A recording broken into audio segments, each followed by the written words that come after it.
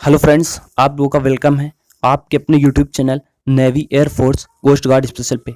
Friends, आज से मैं आप लोगों के लिए बिहार पैरामेडिकल 2020 परीक्षा के लिए जो क्वेश्चंस हैं और जो प्रीवियस ईयर पेपर हैं उनको सॉल्व कराऊंगा।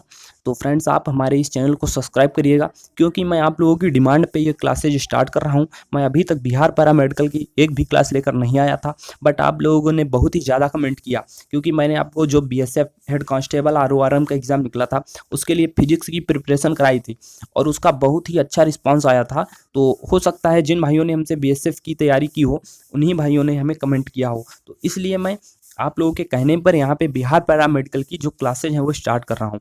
तो फ्रेंड्स, आज की वीडियो में हमने जो है टॉप 12 क्वेश्चन लिए हैं और इन 12 क्वेश्चन में से फ्रेंड्स अप्रॉक्स 10 क्वेश्चन जो हैं वो आपके बार बार रिपीट होते हैं। लगभग 5 से 6 बार रिपीट हो चुके हैं एग्जाम्स में पैरामेडिकल के। तो आप वीडियो को ध्यान से देखिएगा और मेरी सलाह है कि आप इन जो क्वेश्चन मैं बताऊंगा इस वीडियो में उनको जरूर नोट कर लीजिएगा क्योंकि इनमें से लगभग 10 क्वेश्चन आपके बहुत ही बार रिपीट हो चुके हैं। तो हम वीडियो को शुरू करते हैं। उससे पहले आपसे एक निवेदन है कि चैनल पर नए हैं तो सब्सक्राइब कर लें, वीडियो को लाइक करके शेयर कर दें। तो यहाँ पे जो पहला क्वेश्चन दिया हुआ है भाई, वो दिया हुआ है कि जब प्रकाश एक माध्यम से दूसरे माध्यम में जाता है तो वह भौतिक राशि जो परिवर्तित नहीं होती। तो जब प्रकाश एक माध्यम से दूसरे माध्यम में जाता है तो जो उसकी फ्रीक्वेंसी होती है, आवृत्ति होती है, वो कभी चेंज नहीं होती है, फ्रीक्वेंसी नो चेंज रहती है। तो आपको इसको याद रख लेना है। Very very most important question है, आपके एग्जाम में बहुत ही बार रिपीट हो चुका है, न जाने कितने बार रिपीट हुआ है ये क्वेश्चन। तो आपको इसको याद रखना है। जब प्रकाश एक माध्यम से दूसरे माध्यम में जाता है तो जो फ्रीक्वेंसी होती है, आवृत्ति होती है, वो नो चेंज होती है। यहाँ पे मैं आपकी जानकारी के लिए और एक बात बता दूं कि जो आवृत्ति का मात्रक होता है वो हर्ट्ज होता है। आपको याद रखना है, ये भी आपके एग्जाम में पूछा जा चुका है।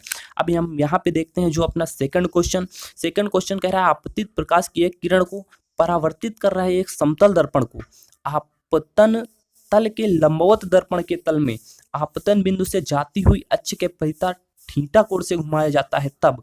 तो ऐसी कंडीशन में जो आपकी परावर्तित किरण होती है वो दुगुना कोण से घूम जाती है। मान लीजिए कि जो आपतन बिंदु से जाती हुई किरण है वो 45 डिग्री है तो जो परावर्तित किरण होगी वो 90 डिग्री हो जाएगी। इस प्रकार से दुगुना हो जाती है। आपको यहाँ पे न्यूमेरिक वैल्यू भी दे सकता है। यहाँ पे आपको थीटा दिया हुआ है तो दुगुना हो जाती है, मीन्स परावर्तित किरण जो है वो 2 थीटा हो जाएगी। बट अगर यहाँ पे दिया होता थीटा की जगह 45 डिग्री कोण से घुमाया जाता है तो यहाँ पे आप आंसर करते परावर्तित किरण 90 डिग्री कोण से घूम जाएगी। इस प्रकार से आपको याद रखना है। बढ़ते नेक्स्ट क्वेश्चन पे देखते हैं। अगला क्वेश्चन दिया हुआ है, जब एक प्रकाश की किरण वायु से कांच के गुटके में प्रवेश करती है तो मैं आपको बता दूं कि जब भी कोई किरण विरल माध्यम से सघन माध्यम में जाती है तो उसकी जो तरंग दैर्घ्य है वो कम हो जाएगी।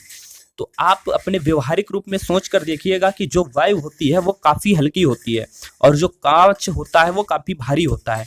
तो जो प्रकाश की किरण है जब विरल माध्यम से मीन्स वायु से सघन माध्यम से मतलब कांच में जाएगी तो जो उसकी तरंग दैर्घ्य है वो ऑटोमेटिकली कम हो जाएगी। तो यहाँ पे ऑप्शन ए आपका बिल्कुल राइट हो जाएगा। आई होप आपको समझ भी आ रहा होगा। आप इन क्वेश्चंस को नोट जरूर कर लें।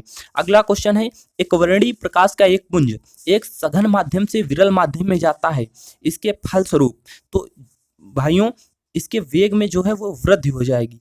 क्यों वृद्धि होगी मैं आपको बता रहा हूँ।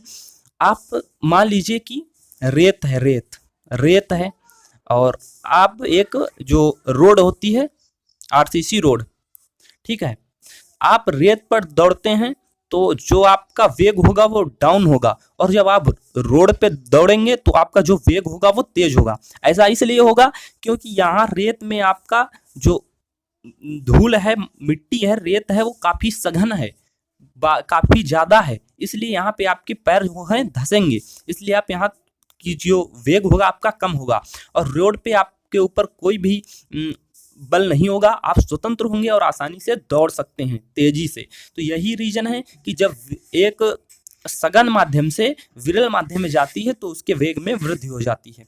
अगला क्वेश्चन यहाँ पे भाइयों दिया हुआ है, वायु में लाल प्रकाश व नीले प्रकाश के अपवर्तांक में अनुपात है। तो भाइयों ये क्वेश्चन आपको याद ही रखना पड़ेगा।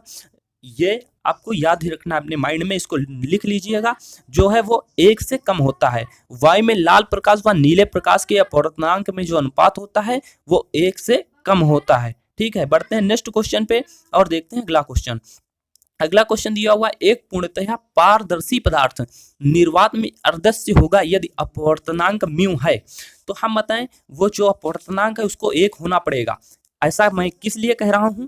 एक पूर्णतः पारदर्शी पदार्थ, क्वेश्चन कह रहा है एक पूर्णतः पारदर्शी पदार्थ निर्वात में अदृश्य होगा यदि अपवर्तनांक म्यू है, तो उसको 1 होना पड़ेगा। इसलिए 1 होना पड़ेगा कि जो निर्वात में आपका वायु का वेग होता है वो भी अप्रॉक्स 1 के लगभग, अपवर्तनांक 1 के लगभग होता है, इसलिए इसको भी 1 ही होना पड़ेगा। अगला हम क्वेश्चन देखते हैं कि स्पष्ट रूप से कटा हुआ हीरा। यहाँ पे एक पॉइंट और आपको हम बता दे रहे हैं, आपको याद रखना है कि जो वायु में प्रकाश का वेग होता है वो होता है 3 × 10⁸ मीटर पर सेकंड। ये भी आपके एग्जाम में क्वेश्चन पूछ दिया जाता है, तो इसको याद रखना। अगला क्वेश्चन है, स्पष्ट रूप से कटा हुआ हीरा चमकदार दिखता है क्योंकि।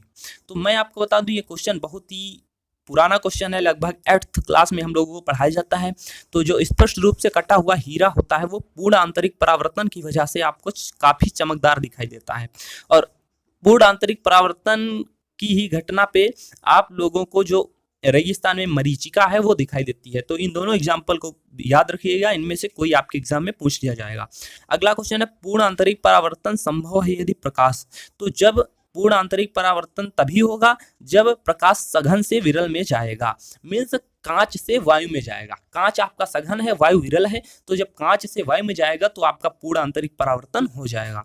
बढ़ते हैं नेक्स्ट क्वेश्चन पे और देखते हैं अगला क्वेश्चन, पूर्ण आंतरिक परावर्तन दिखाई पड़ना संभव है जब प्रकाश की किरण। तो यहाँ पे आपका यदि ऑप्शन होता कांच से वायु तो वो भी ऑप्शन आपका सही हो जाता, बट यहाँ पे आपका जो ऑप्शन डी दिया हुआ है कांच से पानी में, तो ये भी आपका सही होगा। ऐसा मैं किस लिए कह रहा हूँ कि जो कांच होता है वो सघन होता है पानी की अपेक्षा में, तो इसलिए जब प्रकाश सघन माध्यम से विरल माध्यम में जाएगा, मीन्स कांच सघन है और पानी विरल है, इसलिए जब सघन से विरल में जाता है तो वहां पे पूर्ण आंतरिक परावर्तन देखने को मिलता है।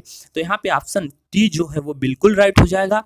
और आपके जो अन्य 3 ऑप्शन दिए हुए हैं ये बिल्कुल गलत हैं। किस प्रकार से गलत है देखिएगा, वायु से कांच में, तो जो आपका वायु विरल है कांच सघन है, तो ये तो कंडीशन बनी ही नहीं रही है। कंडीशन है आपका सघन से विरल में जाना चाहिए, तो ये गलत हो गया। अगला है वायु से पानी में, तो वायु जो है वो आपका विरल है पानी की अपेक्षा, बट आपका जाना कहाँ चाहिए, सघन से विरल में। यहाँ जा कहाँ रहा है, विरल से सघन में, तो ये भी रॉन्ग हो जाएगा। इसी प्रकार से पानी से कांच में, तो जो पानी का होता है वो जो पानी होता है वो सघन कम होता है कांच की अपेक्षा में, कांच ज्यादा सघन होता है, इसलिए ये भी रॉन्ग हो जाएगा। जो आपकी कंडीशन डी दी हुई है ये बिल्कुल राइट हो जाएगी और आपका डी ऑप्शन राइट हो जाएगा। अगला क्वेश्चन है, कांच से वायु में जा रहे प्रकाश के लिए क्रांतिक कोण न्यूनतम होगा।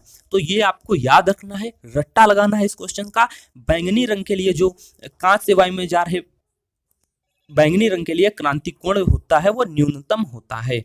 अगला क्वेश्चन हम देखते हैं। अगला क्वेश्चन है, देख लीजिएगा, मैंने अभी आपको एग्जांपल के तौर पर ये क्वेश्चन ऊपर बताया था।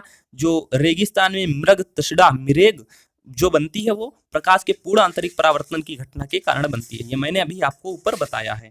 अगला क्वेश्चन है आपका, लाल रंग के कपड़े को यदि मरकरी वाष्प लैंप के प्रकाश में देखा जाए तो यह प्रतीत होगा। तो इस क्वेश्चन को आपको याद रखना है, ये लगभग 4 बार आपका क्वेश्चन रिपीट हो चुका है। लाल रंग के कपड़े को यदि मरकरी वाष्प लैंप के प्रकाश में देखा जाए तो यह आपको ब्लैक कलर में दिखाई देगा। अगला क्वेश्चन है, हरे प्रकाश में देखने पर हमारे राष्ट्रीय ध्वज के केसरिया व हरे भाग प्रतीत होंगे।